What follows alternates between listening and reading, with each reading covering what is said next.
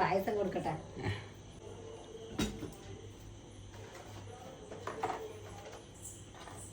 പപ്പടം പൊട്ടിക്ക്. ഇന്ന് സ്പെഷ്യൽ ആണല്ലോ ചാ. പാലടേന്ന്. പാലടേന്ന്.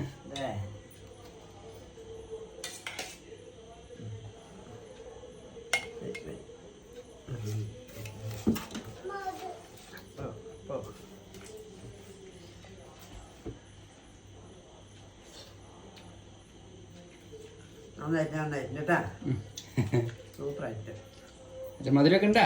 മധുരമൊക്കെ ഉണ്ട്. സൂപ്പറായിട്ട്.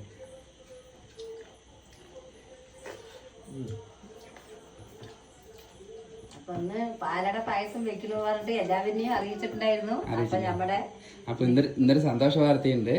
നമ്മുടെ സബ്സ്ക്രൈബറായ നിരോഷ ചേച്ചി കുടുംബവും കൂടി നമ്മളെ അമ്മനെ കാണാനും അമ്മന്റെ പായസം കുടിക്കാനും വീട്ടിൽ വന്നിട്ടുണ്ടായിരുന്നു. വന്നിട്ടുണ്ടായിരുന്നു. ഭയങ്കര സന്തോഷമായിട്ട് പോയത്. അമ്മയ്ക്കൊരു ഉമ്മയൊക്കെ തന്നിട്ടാണ് ലാസ്റ്റ് പോയത്. ഇനിയും വരാം എന്ന് തീർച്ചയായും വരുന്നു പറഞ്ഞു. ഓണത്തിന് ഞാൻ വരാൻ ക്ഷണിച്ചിട്ടുണ്ട്. അവ സന്തോഷമായി.